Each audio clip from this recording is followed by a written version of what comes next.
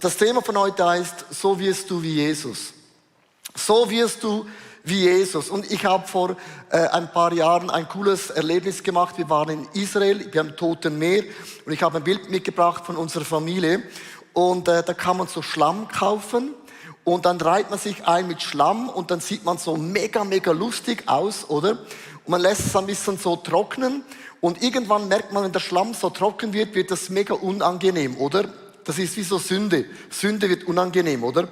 Und dann irgendwann gibt es einen Moment, dann gehst du dann in das Wasser rein, in das Tote Meer und man putzt sich so ab und man liegt da rein und merkt, oh, mega erfrischend. All mein Schlamm ist weg, alle meine Sünden sind weg, alle meine Fehler sind weg. Und dann schwimmt man in diesem Toten Meer drin und denkt, wow, mega cool und man geht nicht unter. Und es gibt ein kleines Detail, das sieht man nicht auf diesem Bild. Nach so 10 Minuten beginnt es zu brennen. Wenn du eine Wunde hast, dann brennt es wie Chili hoch 30. Und wenn du noch länger drin bist, merkst du, es brennt auch überall, wo es ein bisschen Stellen hat, die empfindlich sind. Und du merkst, das Salz hat einen ganz krassen Power. Ein Salz, das reinigt, ein Salz, das belebt und ein Salz tut auch etwas kultivieren. Und für mich ist das ein mega schönes Bild. Wie wirst du wie Jesus? Deine Sünden werden abgewaschen. Du beginnst zu schwimmen in der Gnade von Jesus und da, wo wir Wunden haben, beginnt das Salz zu brennen und nach 2 Tagen ist alles gesund und geheilt. Und ich liebe das in Matthäus Kapitel 5, Vers 13, da sagt Jesus, ihr seid das Salz der Erde.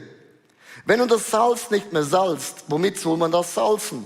Es ist zu nichts mehr Nütze, als wenn man das wegschütten lässt und es von den Leuten zertretet. Jesus sagt mit anderen Worten, du, ich, wir sind das Salz der Erde.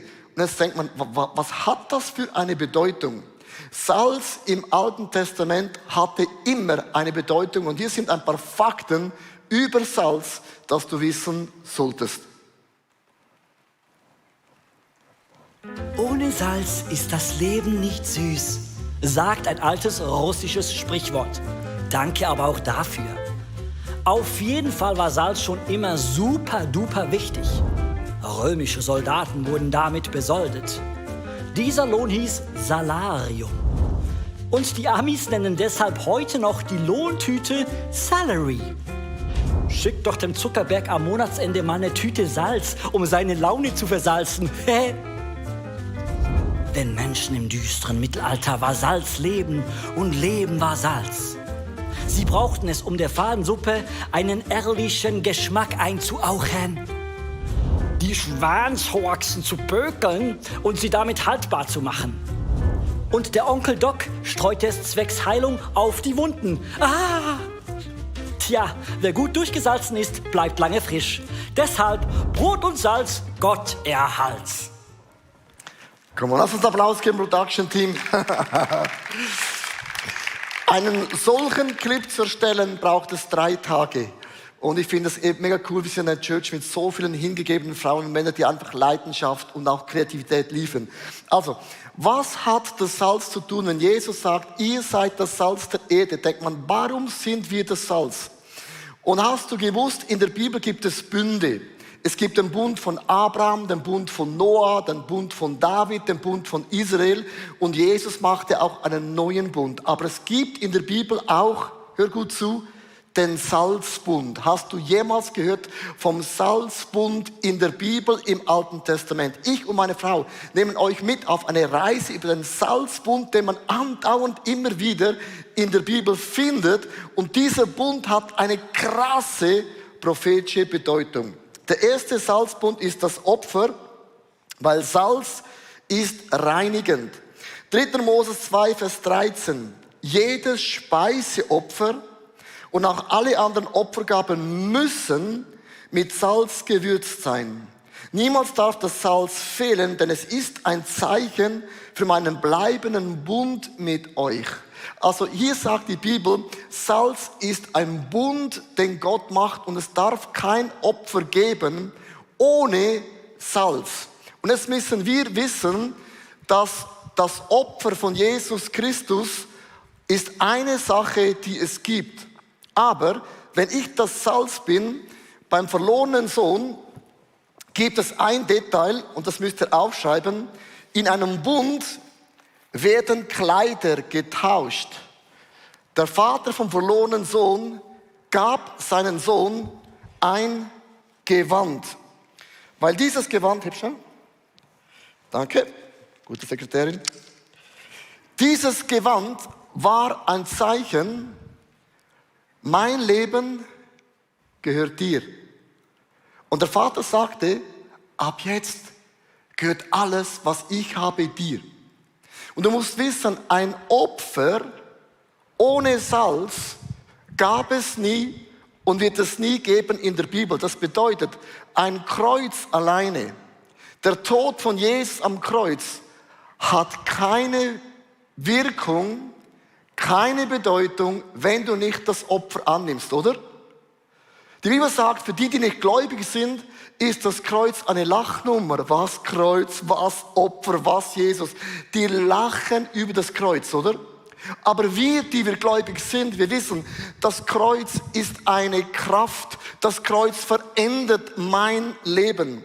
Achten Hesekiel Kapitel 43, Vers 24. Die Priester sollen die Tiere mit Salz bestreuen und sie dann mir, dem Herrn, als ein Brandopfer darbringen. Hier wieder, es gibt kein Opfer im Alten Testament ohne Salz. Und die Bibel sagt, wir sind das Salz der Erde. Das Wort Opfer heißt auf Hebräisch, und das musst du aufschreiben, Korban.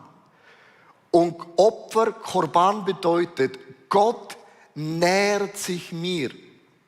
Weil Opfer ist immer so was Blutiges, geschlachtet für alle Veganer und Veganer, mega schlimm. Aber ein Opfer bedeutet, an diesem Kreuz kommt Gott uns entgegen. Achtet in der Geschichte vom verlorenen Sohn. Der Vater wartete jeden Tag auf den Sohn.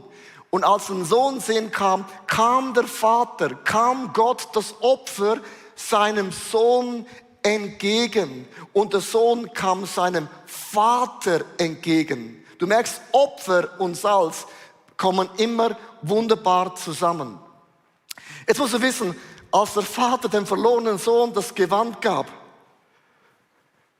hat er nicht gesagt, Sohn, jetzt müssen wir zuerst mal ein bisschen darüber diskutieren, was hast du gemacht und du hast gesündigt und du hast versagt. Und zuerst machen wir mal ganz kurz eine Dusche, Reinigung, Haarschneiden, rasieren und zuerst einmal Seelsorge, dann Befreiungsdienst und irgendwann, wenn wir alles gemacht haben, dann werde ich dir das Gewand anvertrauen.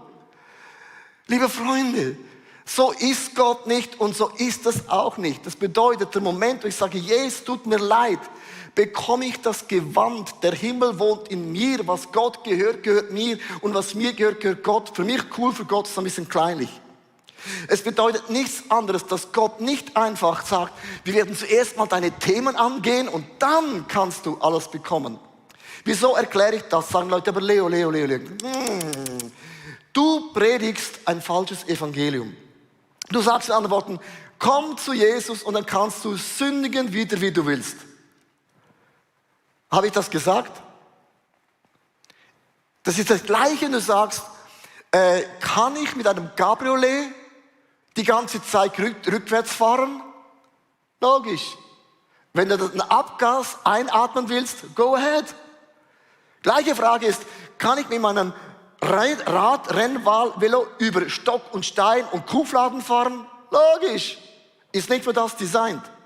Mit anderen Worten, wenn du das Kreuz von Jesus entdeckst in deinem Leben, dann willst du gar nicht mehr sündigen. Du hast keinen Bock mehr und ich erkläre euch warum. Als der Vater dem Sohn das Gewand gab, bedeutet, du hast den Himmel, Vergebung, Erlösung für immer.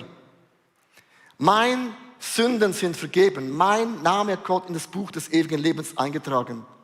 Wir alle sind Kinder, Söhne und Töchter Gottes. Weißt du warum? Weil hinter diesem Mantel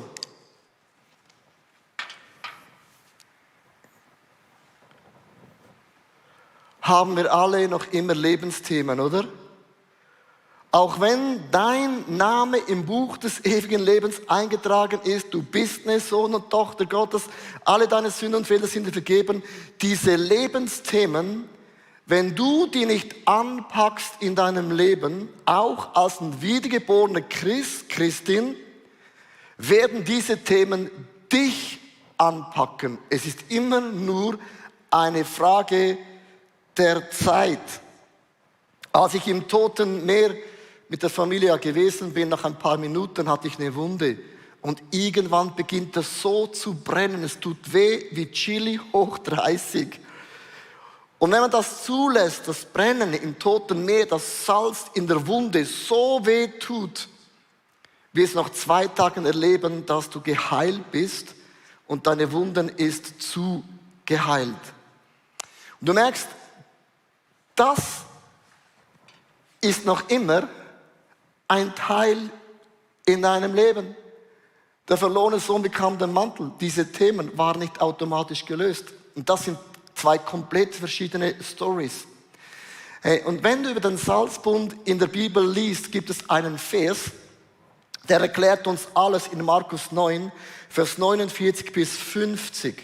Und achtet mal, denn jeder wird mit Feuer gesalzen werden. Wie geht das? Salz mit Feuer? Das Salz ist gut, wenn aber das Salz nicht mehr salzt, womit werdet ihr es würzen? Habt ihr das Salz bei euch Frieden untereinander? Und wenn die Bibel von Feuer spricht, Feuer ist immer der Heilige Geist. Der Heilige Geist wird mit Feuer, wie ein Salz, das heilt und reinigt, in eure Themen hineinkommen. Und was macht der Geist Gottes? Er bringt 9 Früchte des Heiligen Geistes. Und ich habe ein Bild mitgebracht. Das ist das Feuer, der Frieden und die Liebe und die Freude und Geduld und Freundlichkeit und Güte und Treue und Besonnenheit und Selbstbeherrschung kommt vom Himmel in meine Wunden hinein und Gott heilt etwas in mir. Das Kreuz ist eine Lachnummer für Menschen, die nicht gläubig sind, für mich aber eine Kraft Gottes, die mein Leben für immer verändert.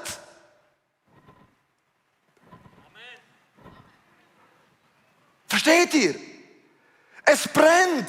Wenn der Geist Gottes in der Worship ein Thema offenbart, das brennt, das tut weh. Lass es zu.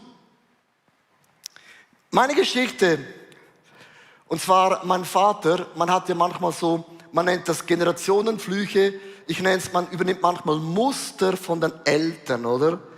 Mein Vater zum Beispiel war mega eifersüchtig auf meine Mutter. Wenn meine Mutter in der Kirche mit einem Mann ein bisschen länger gesprochen hatte, wurde mein Vater mega wütend und mega eifersüchtig und dann gab es zu Hause einen mega krassen Streit.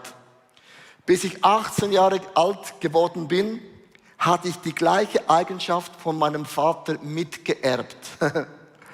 Und bei jeder Freundin war ich so dermaßen eifersüchtig. Und an dem Tag, wo ich Jesus in mein Leben eingeladen habe, habe ich zu Jesus gesagt, das von meinem Vater, dieses Muster, diese Eigenschaft ganz hier hinten, die will ich nicht mehr. Heiliger Geist, brenn es weg, tue dein Werk. Und dieses Thema war sofort weg. Halleluja, oder? Aber die meisten Themen in meinem Leben gingen nicht boom, schakala weg. Die meisten Themen in meinem Leben, und das ist ja Scheiße, ist viel Arbeit. Ist daran zu arbeiten und sagen, mir wurde vergeben, der Himmel gehört mir. Aber meine Themen sind noch immer ein Teil von mir. In der Corona-Krise löst ja bei jeder Person etwas anderes aus, oder? Niemand geht neutral durch diese Phase hindurch, oder? Bei mir hat das ausgelöst die Ungeduld. Ich möchte euch eine Eigenschaft von mir ganz ehrlich sagen, wenn ich heute hier predige, denke ich schon an Mittwoch, Donnerstag und Freitag, was ich noch alles mache. Ein Visionär denkt immer in morgen und er vergisst, heute ist eigentlich heute. Versteht ihr, was ich meine? Und in der Corona-Krise muss ich lernen, es gibt nicht morgen. Morgen werde ich nirgendwo hingehen, nirgendwo reisen. Das bedeutet, ich musste in diesem Jahr lernen, heute ist heute und heute ist boom, amazing.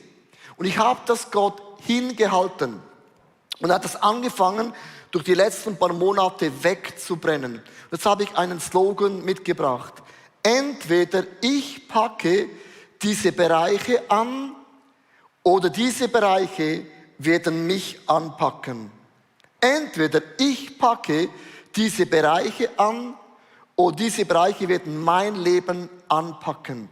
Und ich lasse es zu, dass Jesus mir diese Wörter wegnimmt und ich merke, diese Themen haben keine Kraft mehr in meinem Leben. Und jetzt sagen die meisten, ja, das tönt mega gut, mega einfach, überhaupt nicht praktisch. Hey, ich möchte euch einen Schlüssel geben, wie ich das konkret mache. Wenn mir ein Thema in meinem Leben hochkommt, von Eifersucht, von Ungeduld, was auch immer das Thema ist, und es tut dir weh, das brennt ein bisschen, oder? Dann sage ich, Heiliger Geist, was ist mein Beitrag? Was kann ich tun, damit diese Themen nicht mehr meine Themen sind? Also gewöhne es dir an, einfach zu sagen, Heiliger Geist, hier bin ich. Gibt es etwas, was ich tun kann? 2 Dinge hat mir der Geist Gottes gesagt. Erstens, wirf deine Papieragenda weg. Und ich habe noch nie in meinem Leben meine Agenda weggeworfen. Und ich habe die Papieragenda genommen, in den Müll geworfen und das war mein Beitrag zu sagen, Gott, heute ist heute und der Geist der Geduld, der wohnt in mir drin. Ich habe die Agenda weggeworfen, denkst du, das ist ja mega einfach. Manchmal ist das einfacher, dass du denkst. Frag einfach den Heiligen Geist, was ist mein Beitrag? Was kann ich unternehmen? Und er gibt dir eine ganz kleine Idee, wie der Geist Gottes Dinge in deinem Leben reinigt. Und das ist der Schlüssel, um frei zu werden. Also der erste Salzbund ist das Opfer. Es gibt kein Opfer, ohne dass ich das Salz auch meinen Beitrag leiste. Und der zweite Salzbund ist der Priester, Susanna, das ist belebend. Vielen Dank, Leo. Ja, Salz ist nicht nur reinigen, Salz ist auch beleben. Und was ich spannend finde, die Beziehung, die ich mit Gott habe, die wir mit Gott haben, ist so viel verständlicher, wenn wir Bünde und Bündnisse schließen, verstehen, weil genau das ist ein zentraler Punkt in der Bibel. Bünde schließen und Bünde leben. Und so ist der Salzbund nicht nur ein Bund, der zeigt, dass er uns reinigt, sondern es ist auch ein Bund, der Freundschaft honoriert und der Freundlichkeit von Gott zeigt. Ich möchte uns eine Bibelstelle lesen und die steht im 4. Mose 18, Vers 19. Und da heißt es, alle diese Gaben, die die Leute von Israel mir bringen, gebe ich dir und deinen Nachkommen. Also das ist ein Text, der Gott durch Mose zu Aaron, dem Priester, sagen lässt, wenn es darum geht, dass das Volk Opfer bringt. Und dann geht es weiter. Alle eure Familienangehörigen dürfen davon essen. Diese Vorrechte gelten für alle Zukunft. Sie sind in meinen Augen so unwiderruflich wie ein Salzbund, der durch gemeinsames Essen von Salz besiegelt worden ist. Und jetzt achten wir auf diesen Textstelle, wo es heißt, alle eure Familienangehörigen dürfen davon essen. Stell dir vor, da wird also geopfert und da bringen sie viele Tiere und es entsteht viel Fleisch und ich habe mir noch nie überlegt, dass ja gar nicht alles Fleisch verbrannt wird, sondern dass mit einem guten Teil von diesem Fleisch haben sie ein Festessen gefeiert, zusammen mit den Familienangehörigen. Im Alten Orient gibt es so das Sprichwort, wir essen Salz zusammen, was so viel bedeutet, wir haben eine freundschaftliche Beziehung.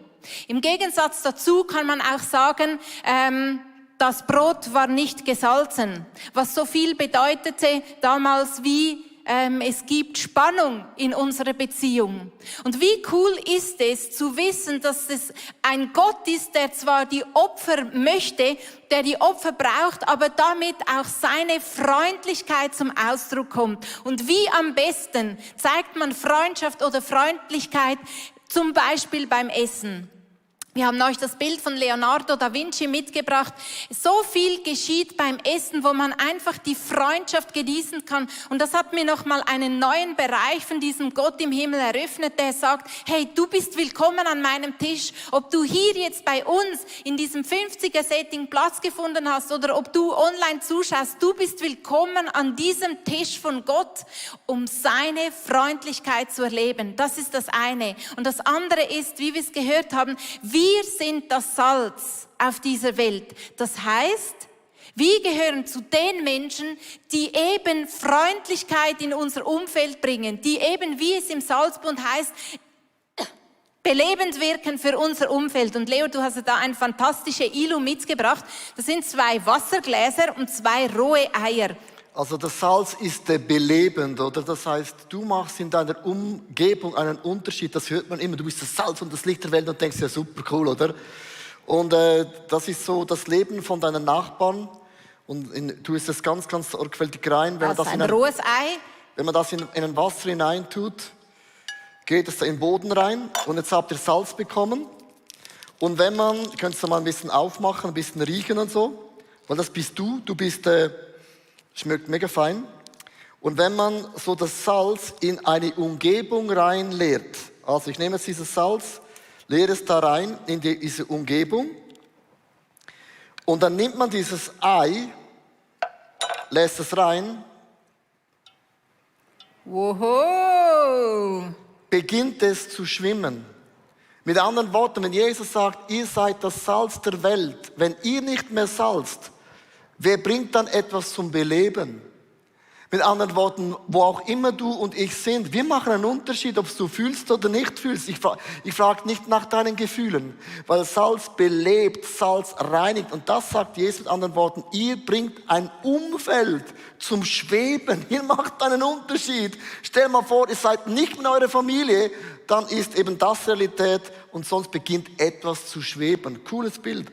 Und genau das lesen wir auch in 1. Petrus 2, Vers 9. Da heißt es, ihr seid ein von Gott auserwähltes Volk, seine königlichen Priester. Ihr gehört ganz zu ihm und seid sein Eigentum. Deshalb sollt ihr die großen Taten Gottes verkünden, der euch aus der Finsternis befreit und in sein wunderbares Licht geführt hat.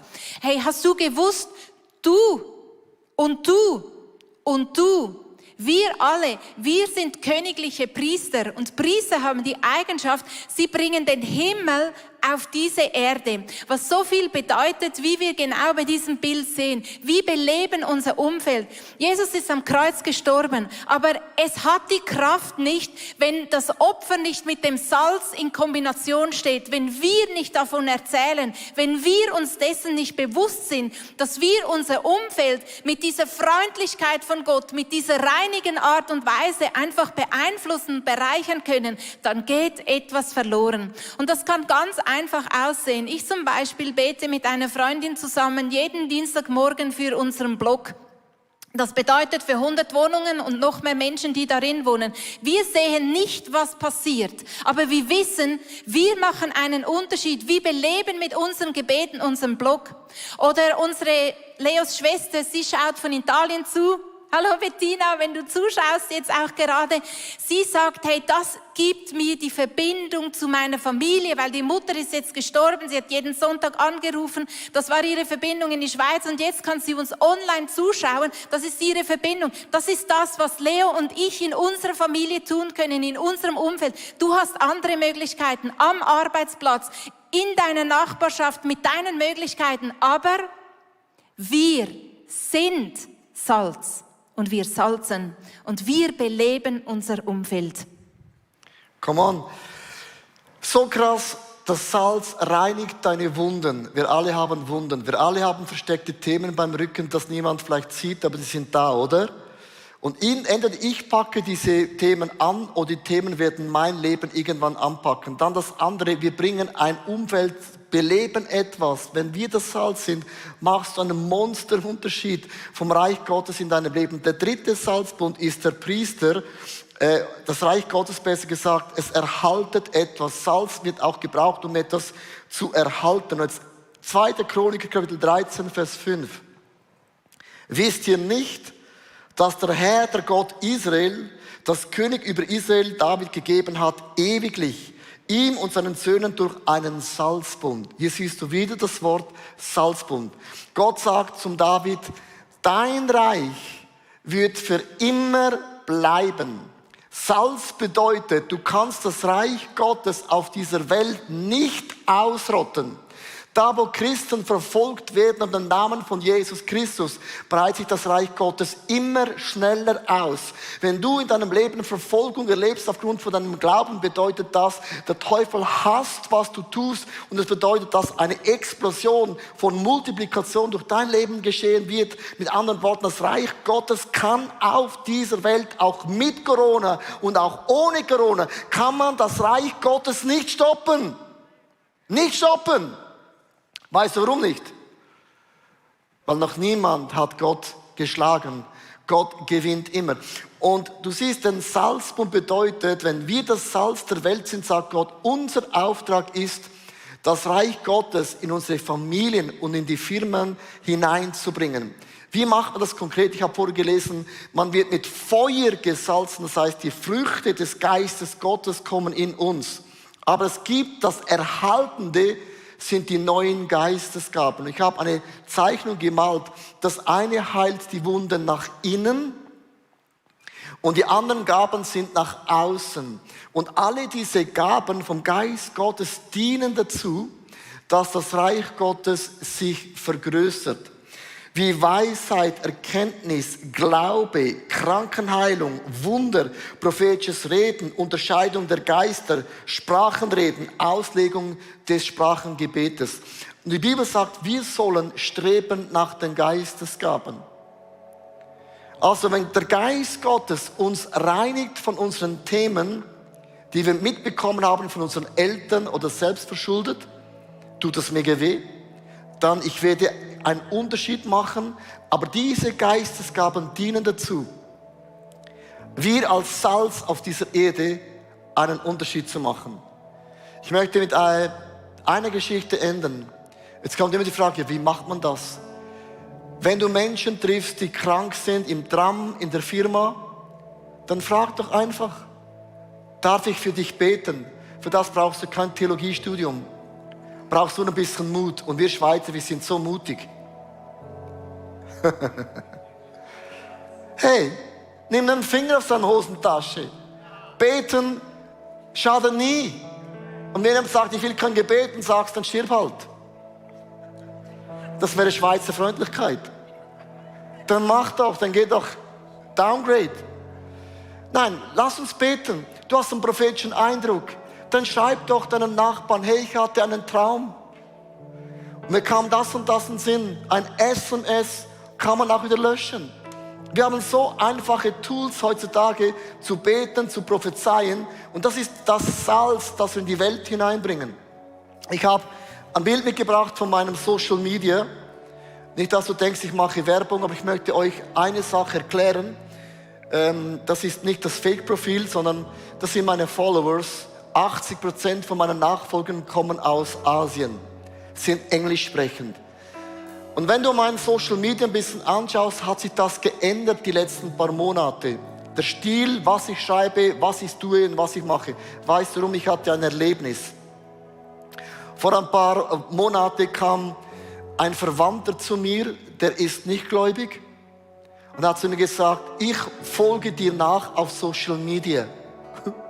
Und ich, wow. Aber ich verstehe kein Englisch. Dann habe ich gesagt, ja, dann lern doch Englisch. Dann habe ich gesagt, ja, wenn du deine Post auch auf Deutsch schreiben würdest, dann würde ich die lesen.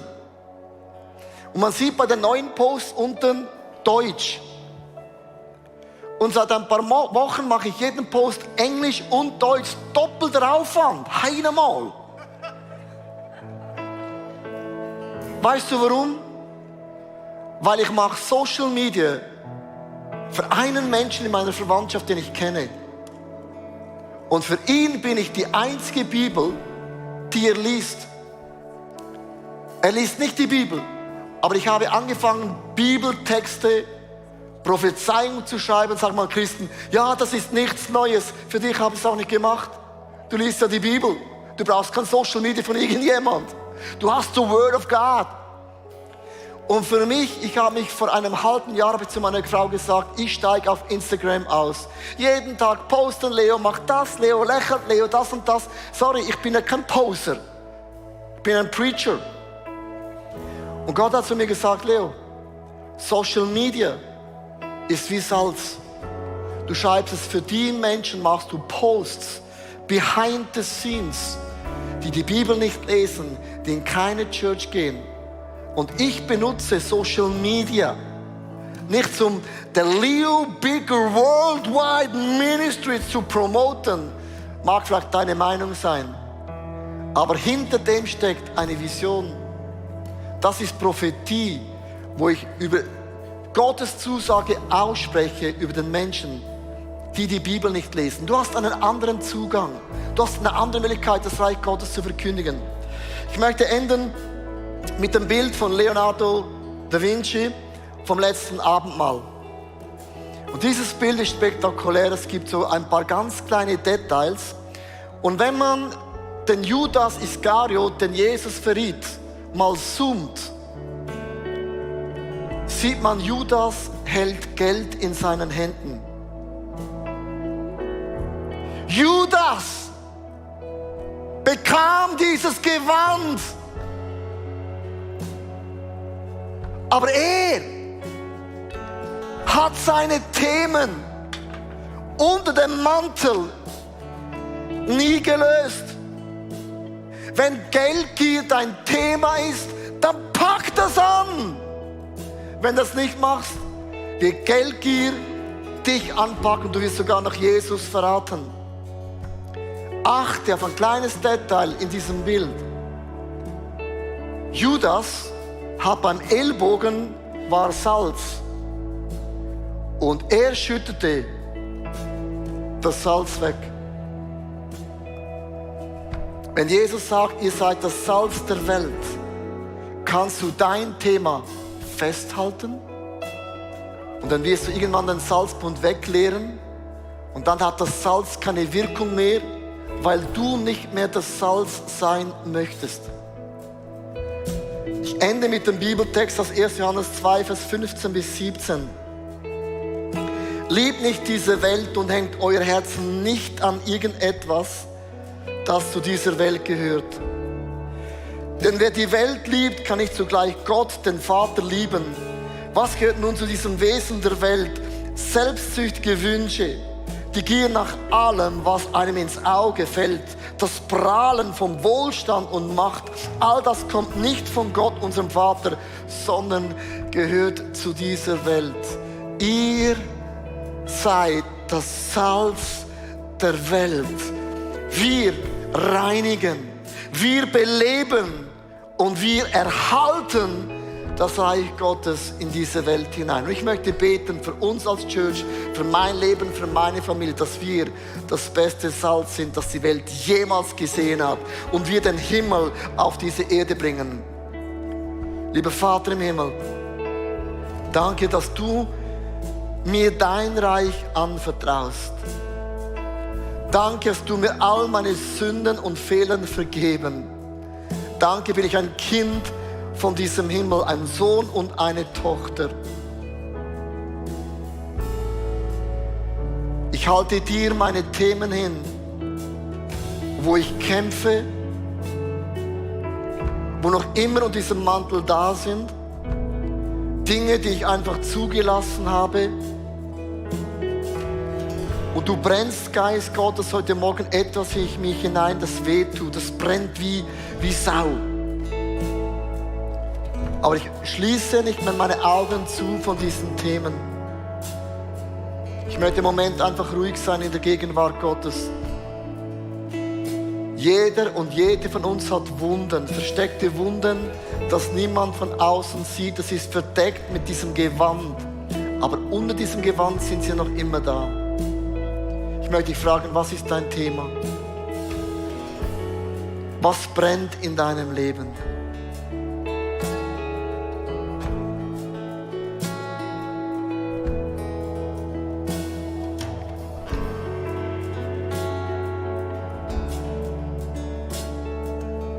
Es kann Eifersucht sein. Es kann Untreue sein. Es kann Angst sein. Es können Süchte sein. Es können Generationenflüche sein, die du einfach mitgeerbt hast. Aber man muss nicht jedes Erbe annehmen. Man kann ein Erbe auch ausschlagen. Diese Dinge sollte man ausschlagen. Und was ich jetzt machen möchte, wenn mir solche Themen bewusst werden, dann habe ich einen Reflex entwickelt in meinem Leben. Ich sage, Heiliger Geist, was ist mein Beitrag? Gibt es etwas, was ich tun kann, dass sich das löst oder verändert?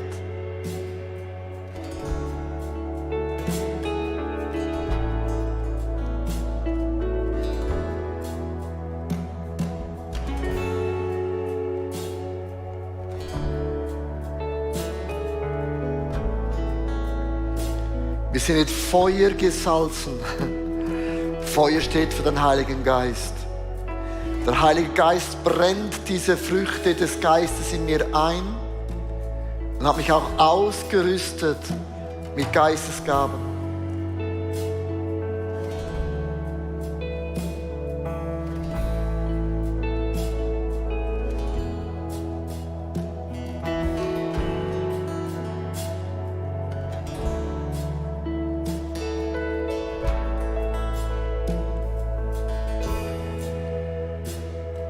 Also ich höre so oft von Leuten sagen, ich habe schon seit 20 Jahren versucht, von diesem Problem, von dieser Sucht loszukommen. Sage ich, ja.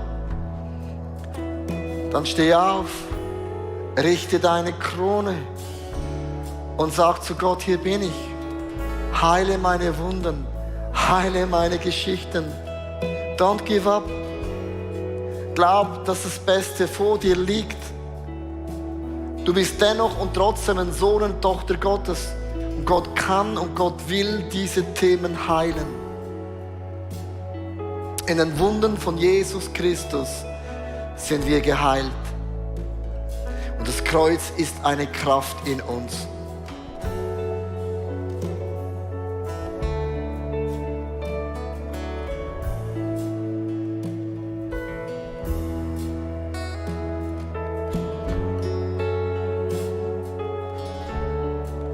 Darf ich dich einladen, ganz kurz aufzustehen, auch online. Ich möchte dir noch eine Sache sagen, während ihr aufsteht, und dann gehen wir in den Worship rein. Was ich so schätze am Heiligen Geist ist, er deckt nicht jedes Thema auf einen Schlag auf, oder? Immer eine Sache, du löst das, die nächste Sache, du löst das. Die nächste Sache, du löst das. Und so wirst du Jesus Christus immer ähnlicher. Und das hält uns in Bewegung. Wenn du die Themen nicht anpackst, dann packt das Thema dich an. Denk an Judas. Das Thema hat Judas gepackt, weil er es nicht gepackt hat. Versteht ihr? Du bist kein Opfer, sondern das Salz schmerzt, brennt, wenn du zulässt. Es entsteht eine Heilung. Menschen sehen die Wunden, aber sie ist geheilt. Du hast eine Message. Das Kreuz ist für die Menschen eine Lachnummer, für uns eine Kraft, eine Heilung und eine Erlösung. Wir müssen nicht bleiben, wie wir sind, denn in Jesus Christus gibt es Veränderung. Lass uns jetzt einen Applaus geben für das. Come on, come on, come on. Woo! Come on.